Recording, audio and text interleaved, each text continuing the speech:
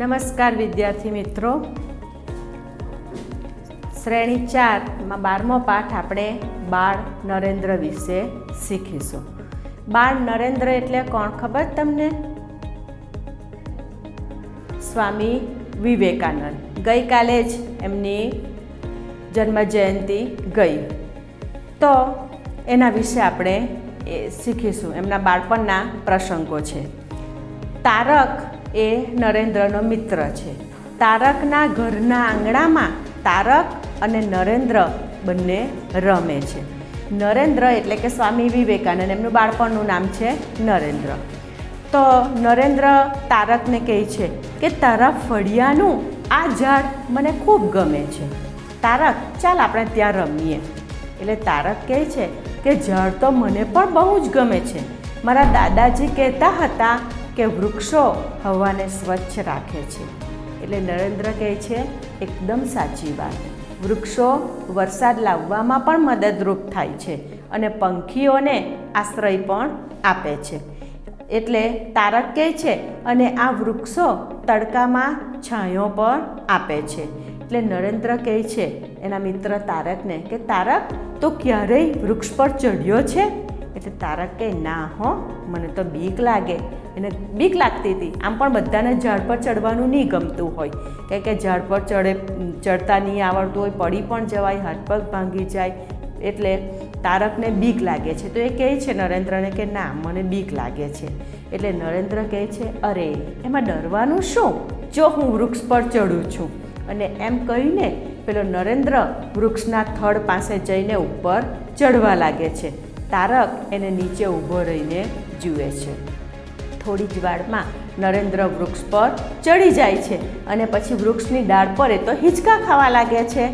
પછી પેલા તારકને કહે છે આવી જા તારક, ચાલ મજા આવશે હિંચકા ખાવાની. એટલે તારક કહે પણ એ અચકાઈ જાય છે, પણ એમ કે મને તો બીક લાગે છે નરેન્દ્ર, એમ કે. એટલે નરેન્દ્ર કહે છે એમાં તે શું વળી બીવાનું, એમ કે મારી માતા શું કહે છે ખબર છે તને, એમ કે જીવનમાં નીડર બનો. નીડર એટલે શું કે ડરવાનું નહીં, કોઈ બાબતમાં ડરવાનું નહીં. તો તારક કહે તારી વાત સાચી છે, ચાલ ત્યારે હું પણ ઝાડ પર ચડું છું. અને તારક વૃક્ષ પર ચડવાનો પ્રયત્ન કરે છે. જેવો વૃક્ષ પર ચડવાનો પ્રયત્ન કરે છે એટલામાં જ તારકના દાદા આવી જાય છે. અને એના દાદા કહે છે અરે શું કરે છે તારક, એમ કે ઝાડ પર ચડે છે, પડી જઈશ. એના દાદા તારકને ઝાડ પર ચડવાની ના પાડે છે કે તું ઝાડ પર ચડીશ નહીં, ઝાડ પર ચડશે તો પડી જઈશ. એટલે તારક કહે છે નહીં પડું દાદાજી, જુઓ એમ કે મારો ભાઈબંધ નરેન્દ્ર પણ ઝાડ ઉપર હિંચકા ખાય છે. એટલે દાદા કહે છે નરેન્દ્ર? હા, પેલો તોફાની ને, દત્ત બાબુનો દીકરો ને, તું વળી એમ કે એને રવાડે ક્યાં ચડ્યો? રવાડે એટલે કે એની સાથે મસ્તીમાં, કે તું એની મસ્તીમાં એની સાથે તોફાને ક્યાં ચડ્યો, એમ કે. એટલે એ નરેન્દ્રને બાળપણમાં બધા બહુ તોફાની કહેતા. તો કહે છે કે એ તોફાની એમ કે દત્તબાબુનો દીકરો એની સાથે તું વળી ક્યાં એની સંગતમાં લાગ્યો, એમ કે. એ તો એમ કે વડના વાંદરા ઉતારે એવો છે. એ છોકરા નીચે ઉતર, એમ કે દાદાજી પેલા તારકને કહે છે વડના વાંદરા ઉતારે છે, એમ કે ઉતારે એવો છે. વડના વાંદરા ઉતારવા એટલે ખૂબ તોફાની હોવું. બહુ તોફાની છોકરા હોય ને તો એને એમ કહે કે આ તો વડ પરથી વાંદરા ઉતારે એવો છે, એવું કહેવામાં આવે. તો કહે છે પેલા તારકને, આપણે નરેન્દ્રને પણ દાદા કહે છે કે એ છોકરા નીચે ઉતર, એમ કે. એટલે નરેન્દ્ર તો પછી ડાળ પર લટકી જાય છે ને નીચે હળવેથી નીચે કૂદકો મારી દે છે. પછી નરેન્દ્ર કહે છે કે દાદાજી પ્રણામ. એટલે દાદા કહે છે કે સુખી રે દીકરા, પણ તું ઝાડ ઉપર કેમ ચડ્યો હતો, એમ કે. એટલે નરેન્દ્ર કહે છે દાદાજી ઝાડ પર ચડીને એની ડાળ પર હિંચકા ખાવાની બહુ મજા આવે, એટલે હું ઝાડ પર ચડેલો, એમ કે. એટલે દાદા કહે સારું, પણ હવે ન ચડતો. એટલે નરેન્દ્ર કહે છે કેમ દાદાજી? એટલે દાદા કહે જો આ ઝાડ પર રાક્ષસ રહે છે, એમ કે, ને તે નાના છોકરાઓને ખૂબ જ હેરાન કરે છે, સમજજો, એમ કે. હવેથી આ ઝાડ પર ન ચડતો, જાવ, એમ કે બીજે ક્યાં રમો. દાદાએ તો રાક્ષસનું બહાનું બતાવ્યું કે આ ઝાડ પર તો રાક્ષસ રહે છે, અને છોકરાઓને હેરાન કરે એટલે તમે લોકો હવે ઝાડ પર ચડતા નહીં, બીજે રમજો. એટલે નરેન્દ્ર કહે, પણ દાદાજી તમે અત્યારે કઈ બાજુ જવા નીકળ્યા છો અને આ હાથમાં પુસ્તક શાનું છે એમ કે. એટલે દાદાજી કહે, અરે શિવ શિવ શિવ, હું તમારી વાતમાં એમ કે મારે મંદિર જવાનું મોડું થઈ ગયું એમ કે. એટલે નરેન્દ્ર કહે છે, દાદાજી અત્યારે મંદિરે? કારણ કે એ લોકો તો બપોરે રમવા જતા હતા. એટલે દાદા કહે કે હા, સવારે અને સાંજે મંદિરે જઈને ઈશ્વર સ્મરણ કરવું જોઈએ, સમજ્યો એમ કે. અને પછી પેલા દાદાજી તો જતા રહે છે.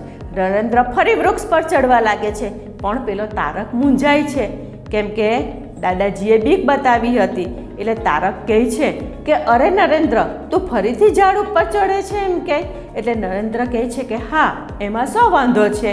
એટલે તારક કહે, પણ દાદાજી તો કહેતા હતા ને કે ઝાડ પર રાક્ષસ રહી છે, તને રાક્ષસની પણ બીક નથી લાગતી એમ કે. એટલે નરેન્દ્ર કહે છે, અરે તારક, દાદાજી તો આપણને ઝાડ પર ન ચડીએ ને એટલે કહેતા હતા, બાકી ઝાડ ઉપર તે વળી કંઈ રાક્ષસ રહેતો હશે એમ કે. અરે નરેન્દ્ર તો ઝાડ પર ચડી જાય છે, ડાળ પર હિંચકા ખાય છે. થોડી વારે તારક પણ થડ પકડીને ઝાડ પાસે આ ઝાડ પર ચડીને હિંચકા ખાય છે. પછી બેઉ મિત્રો ગાય છે, અમે ના ડરીએ આફતથી, વનવૃક્ષોમાં રહીએ રે, રંગબેરંગી ફૂલો થઈને ડાળ ડાળ પર ઝૂલીએ રે. બંને મિત્રો ગાવા લાગ્યા હિંચકા ખાતા ખાતા.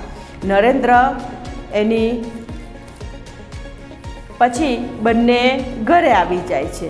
હવે નરેન્દ્ર ઘરે એની માતાના ખોળામાં માથું રાખીને સૂતો છે અને એની માતા ભુવનેશ્વરી દેવી, એમના માતાનું નામ હતું ભુવનેશ્વરી દેવી, એના પુત્રને હનુમાનજીના પરાક્રમો વિશે વાતો કરી રહી છે. તમને પણ ઘરે મમ્મી પપ્પા વાર્તા કહેતા હશે ને, બા દાદા, તો પેલા એની માતા પણ હનુમાનજીના પરાક્રમોની વાત પેલા બાળ નરેન્દ્રને કહે છે. માતા કહે છે અને પછી હનુમાનજી આખો પર્વત ઉપાડીને આકાશમાં ઉડ્યા. એટલે નરેન્દ્ર કહે, માતા હનુમાનજી આકાશમાં ઉડી શકતા હતા? એટલે માતા કહે, હા બેટા, હનુમાનજી વાયુપુત્ર હોવાથી આકાશમાં ઉડી શકતા હતા અને ખૂબ બળવાન પણ હતા. હનુમાનજીને આપણે પવનપુત્ર, વાયુપુત્ર તરીકે ઓળખીએ છીએ, તો એ વાયુના પુત્ર હતા એટલે એ આકાશમાં ઉડી શકતા હતા. એટલે નરેન્દ્ર કહે છે, માતા આ હનુમાન દાદા ક્યાં રહેતા હોય છે? એટલે માતા કહે છે કે હનુમાન દાદાને તો છે ને કેળા બહુ ભાવે, એટલે એ કેળાની વાડીમાં રહે. ચાલ બેટા, હવે તું સૂઈ જા, સવારે વહેલા ઉઠીને તારે શાળાએ જવાનું છે, મોડું થઈ ગયું. એટલે માતા પછી બાળકને કહે છે કે હવે તું સૂઈ જા. એટલે નરેન્દ્ર આંખો બંધ કરે છે અને એની માતા નરેન્દ્રની પીઠ ઉપર હાથ પસવારે છે. તેને ઊંઘ આવતી નથી. કોને? બાળ નરેન્દ્રને ઊંઘ નથી આવતી. એ મનમાં ને મનમાં હનુમાનજીને યાદ કરે છે અને હનુમાનજીને મળવાનો સંકલ્પ કરીને તે સૂઈ જાય છે. બીજે દિવસે સવારે નરેન્દ્ર ઘરમાં નથી. એ તો કેળાની વાડીમાં જઈને બેસી ગયો. બાળ નરેન્દ્ર તો કેળાની વાડીમાં જઈને બેસી ગયો. હવે પેલા નરેન્દ્ર વિચારે છે કે હનુમાનજી હજુ કેમ નહીં આવ્યા એમ કે. હું તો ક્યારનો એમની રાહ જોઉં છું. જો હનુમાન દાદા નહીં આવે ને તો હું તો એમની સાથે કીટટાટ કરી નાખીશ. કોણ કહે છે? બાળ નરેન્દ્ર કે જો હનુમાનજી નહીં આવે તો હું તો એમની સાથે કીટટાચ કરી નાખીશ. એટલામાં એમની માતા ત્યાં આવે છે. અરે બેટા, એમ કે તું અહીંયા છે? મેં તને કેટલો શોધ્યો અને આટલા બધા કેળા કોના માટે છે એમ કે હું તો તને ક્યારની શોધું છું, તું કશે મળ્યો નહીં ને એમ કે તું આટલા બધા કેળા લઈને ક્યાં બેઠો એમ કે કોના માટે આ બધા કેળા તું લાવ્યો? એટલે નરેન્દ્ર કહે છે કે માતા, હું હનુમાન દાદાના દર્શન કરવા આવ્યો છું અને આ કેળા પણ એમના માટે જ છે. તે કહ્યું હતું ને કે હનુમાન દાદા કેળાની વાડીમાં રહે છે, પણ એમ કે હનુમાન દાદા તો આવ્યા જ નહીં. હું તો ક્યારનો બેઠો છું ને ક્યારની એમની રાહ જોઉં છું. એટલે પેલી એમની માતા એના માથે હાથ મૂકીને કહે છે, એ તો બેટા હનુમાન દાદાને રામજીએ કોઈ કામ સોંપ્યું હશે ને એટલે ન આવ્યા. તું તો બેટા ભારે એમ કે હનુમાન દાદાનો ભક્ત નીકળ્યો એમ કે ચાલ એમ કે ઘેર ઘેર જઈએ, હું તને આજે એમ કે વીર અભિમન્યુની વાર્તા સંભળાવીશ. એટલે પછી માતાનું કહ્યું માનીને નરેન્દ્ર માતાની આંગળી પકડીને કહે છે કે ચાલ માતા આપણે ઘરે જઈએ. કેટલો આજ્ઞાકારી પુત્ર. માતાજીએ વાર્તા કરી એટલે હનુમાનજીને શોધવા કેળાની વાડીમાં પહોંચી ગયા અને માતા આવીને સમજાવે છે એટલે ફરી પાછા ઘરે ચાલ્યા જાય છે. હવે બીજે દિવસની વાત છે. તો બીજે દિવસે ફળિયામાં 3-4 છોકરાઓ રમત રમતા હોય છે. થોડી વારે નરેન્દ્ર ત્યાં પ્રવેશે છે. એટલે બાળ નરેન્દ્ર કહે છે કે ચાલો ભેરુઓ, આજે આપણે એક નવી રમત રમીએ. ભેરુ એટલે મિત્રો, દોસ્તો, કે ચાલો મિત્રો આજે આપણે એક નવી રમત રમીએ. એટલે તારક કે કઈ રમત, નવી રમત વળી એમ કે નરેન્દ્ર. એટલે નરેન્દ્ર કે ધ્યાનની રમત એમ કે. આપણા ઋષિ મુનિઓ પણ નિયમિત ધ્યાનમાં બેસતા. એટલે એનો મિત્ર બીજો હોય છે, એનું નામ દધીચી હોય છે. તો દધીચી કહે છે કે ધ્યાનમાં બેસવાથી શું લાભ થાય એમ કે તમને ખબર હશે રોજ સવારે બધા ધ્યાન કરતા હોય છે, યોગ પ્રાણાયામ ધ્યાન કરતા હોય છે. તો કહે છે કે એ રીતે આપણે ધ્યાનની રમત રમીએ. કે ધ્યાન એટલે શું? શાંત ચિત્તે આંખ બંધ કરીને શાંતિથી ધ્યાન ધરવું. તો નરેન્દ્ર કહે છે કે ધ્યાન ધરવાથી મનને શાંતિ મળે, શરીરનો થાક દૂર થાય અને આપણા જેવા બાળકોને તો ઘણો ફાયદો થાય. ધ્યાન કરવાથી એકાગ્રતા વધે અને યાદશક્તિ પણ વધે.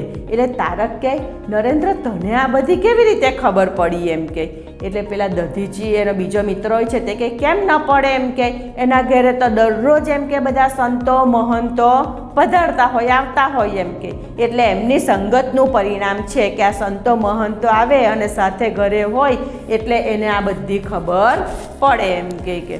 એટલે તારક કહે છે હે નરેન્દ્ર, તારા પિતા દત્ત બાબુ પણ દરરોજ હજુ તો પૂછે છે.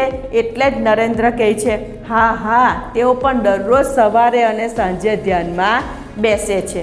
એટલે દધીજી કહે છે હા હા, ચાલો ચાલો આપણે પણ ધ્યાનની રમત રમીએ.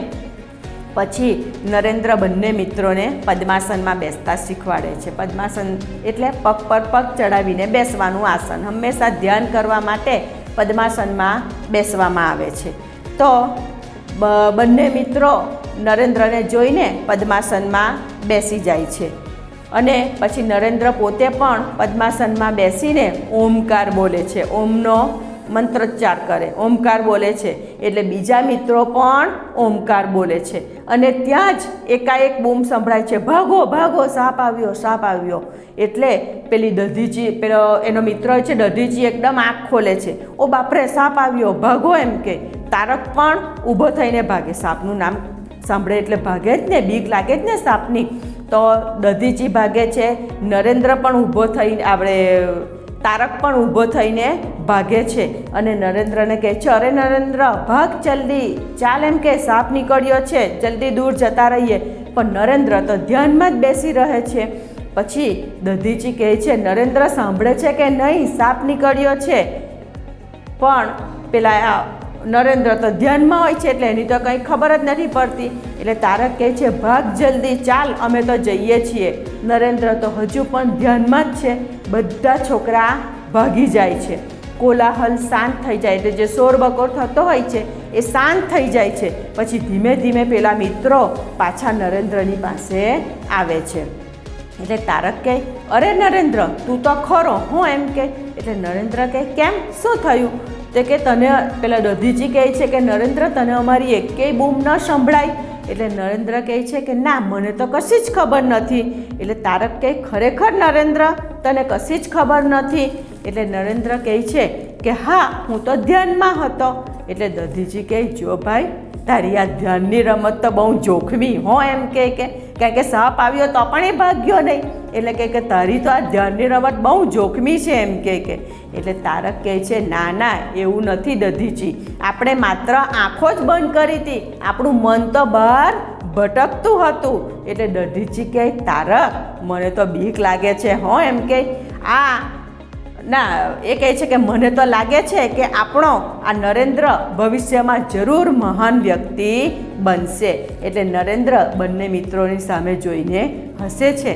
ત્યાં એની માતા આવે છે. આપણે તો પ્રાર્થના કરવાની હોય ને એમાં જો આંખ બંધ કરીને બેસવાનું હોય તો પણ આપણે થોડી વારમાં તો આમ જોઈએ, આંખ ખોલી નાખીએ. પણ આ તો નરેન્દ્ર ધ્યાનમાં બેસે એટલે સાપની બૂમ પાડી તો પણ એને સંભળાય નહીં. તો એટલે દધીચી કહે છે કે જરૂર તું મહાન વ્યક્તિ બનીશ. ત્યાર પછી એની માતા આવે છે અને માતા કહે છે કે નરેન્દ્ર, ઓ બેટા નરેન્દ્ર. એટલે નરેન્દ્ર ઊભો થઈને કહે છે હા માતા બોલો. એટલે એની માતા કહે છે કે ચાલ ઘેર, આપણે ઘેર આજે ઠાકુર પધારવાના છે અને તારે એમને એકાદ ભજન સંભળાવવાનું છે. એટલે નરેન્દ્ર કહે છે કે હા માતા, અને એના મિત્રોને કહે છે કે આવજો મિત્રો. પછી નરેન્દ્ર એની માતા સાથે ઘરે જાય છે અને એના મિત્રો એની ઘરે જાય છે. તો આવા એ બાળ નરેન્દ્ર મોટા થઈને સ્વામી વિવેકાનંદ બન્યા અને દેશની યુવા પેઢીને જાગૃત કરતા એમણે ઘણા પ્રવચનો આપ્યા. તો તમારે પણ બાળ નરેન્દ્ર જેવા તોફાન તો તમે નાના હોય ત્યારે કરો, એ 2 નંબર છે, પણ એના જેવા નીડર અને સાહસિક બનવું જોઈએ. અસ્તુ.